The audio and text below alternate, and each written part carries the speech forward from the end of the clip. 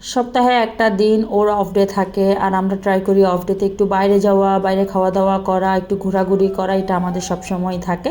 So আজকে কোথায় গেলাম, কি কি করলাম, আর কি কি শপিং করলাম তা নিয়ে থাকছে আজকের ব্লগ। হ্যালো এভরিওয়ান, আসসালামু আলাইকুম। কী অবস্থা সবার, কেমন আছেন সবাই? নতুন একটা ব্লগ নিয়ে চলে এসেছি আপনাদের সাথে।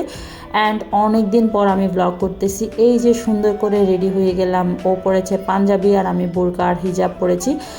আমি এখন হচ্ছে বাইরে গেলে হচ্ছে বোরকা হিজাব পরার ট্রাই করি, মাঝে মাঝে নেকাবও পরার ট্রাই করি। আস্তে আস্তে ইনশাল্লাহ সব কিছু চেঞ্জ হয়ে যাবে, দোয়া করবেন সেটা আপনারা। আর আমাকে দেখে বুঝতেছেন আমি কতটা খুশি। অ্যান্ড আমার যে আমি অসুস্থ ছিলাম তা আমার একটু বেটার ফিল হচ্ছিল, তাই ভাবলাম অনেক দিন হচ্ছে আমি ব্লগ করি না, সো আজকে একটু ভিডিও করি। সো এখানে হচ্ছে আমি স্ন্যাপ নিচ্ছিলাম, যেহেতু অন্ধকার টাইপের ছিল আর ক্যামেরাতে বেয়ার ফেসটা খুবই সুন্দর আসবে না এই জন্য। তারপর চলে গেলাম বড়পুলে এখানে একটা দোকান আছে যেখানে হচ্ছে গিয়ে ফুচকা পাওয়া যায়, এত মজা। অ্যান্ড নাগা ফুচকাটা আমি অলওয়েজ খাই, এখানে প্রায় সময় আমাদের আসা হয়। সো এই আর কি, আসলে অফ ডেতে হচ্ছে না, সময় বের করে একটু ঘুরতে নিয়ে যাওয়াটাই মেইন কথা হচ্ছে। আর ও সব সময় ট্রাই করে, খুব বেশি আমরা হেভি কোনো কিছু না করলেও খুব সিম্পল ওয়েতে হলেও একটু ঘোরাঘুরি করার চেষ্টা করি সব সময়। এটা আমাদের লেগে থাকে, সবাই এটার জন্য দোয়া করবেন যাতে সব সময় থাকে এটা। কারণ হচ্ছে মাসে একবার হলেও ঘুরতে নিয়ে যাওয়া আসলে উচিত, স্বামী স্ত্রী কোয়ালিটি টাইম স্পেন্ড করা উচিত। সো সেখানে আমরা সপ্তাহে একটা দিন বেরোতে পারতেছি, এটাই অনেক আলহামদুলিল্লাহ। সো এটা হচ্ছে আড়ংয়ের সামনে মামুন চটপটি হাউস, দোকানের নাম মেবি। ওর ফুচকাটা মানে এত মজা একটা পিচ্ছি থাকে আর ওনার ভাই থাকে মনে হয়, পিচ্ছিটার সাথে সবসময় আমাদের কথা হয়। তারপর এখানে গোলগাপ্পা, এখানে সব কিছুই পাবেন। তারপর এই সিনারিটা না মানে সবাই সবসময় ছবি তুলে দেখি, সো এই জন্য আজকে আমি ব্লগ করলাম। তারপরে এই যে নিয়ে নিলাম হচ্ছে নাগা ফুচকা, আমাকে কেমন লাগতেছে বলবেন। এখন আমাকে ফুল আউটফিট সহ দেখানো হচ্ছে। তারপর হচ্ছে এই যে একদম উপরে বোম্বাই মরিচ, তারপর হচ্ছে টকে বোম্বাই মরিচ ছিল, আর এত মজা লাগতেছিল। বাট আমার কাছে মনে হচ্ছিল ঝালটা একটু কম হয়েছে, পরে আমি ঝালটা আবারও অ্যাড করব, মানে হচ্ছে বোম্বাই মরিচ আবারও দিব। আমরা না বোম্বাই মরিচ টু মাছ লেভেলের খাই, অনেক বেশি মজা হয়। আর এখানে খাওয়ার পর না চোখ দিয়ে পানি পড়ে, সাথে আবার পানিও খেতে হয় আমাদের।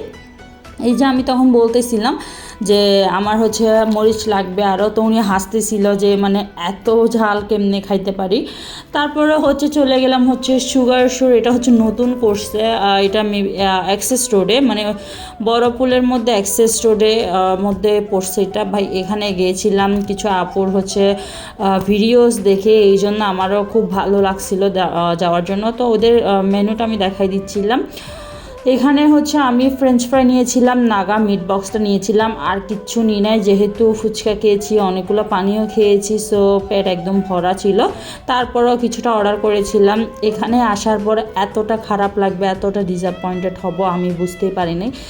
আসার পর একটা মিট বক্স আর একটা ফ্রেঞ্চ ফ্রাই অর্ডার করার পর 1.5 ঘন্টা বসায় রাখছে, ভাবা যায় 1.5 ঘন্টা বসায় রাখছে, তার মধ্যে বৃষ্টি পড়তেছে। তারপর হচ্ছে 1.5 ঘন্টার মধ্যে কোনো রকম হচ্ছে ফ্রেঞ্চ ফ্রাইটা দিয়েছিল। তো এই যে এখন আমি একটু ওয়েট করতেছিলাম আমরা দুজনই, তারপর আমি একটু ভিডিও নিচ্ছিলাম। এখানে মোটামুটি গ্যাদারিং ছিল, যেহেতু নতুন ছিল, সবাই আসতেছে, যারা ব্লগ করে তারা ব্লগ করতেছে এই আর কি, আর আমার মতো যারা ভিডিও করতে আসছে এই আর কি।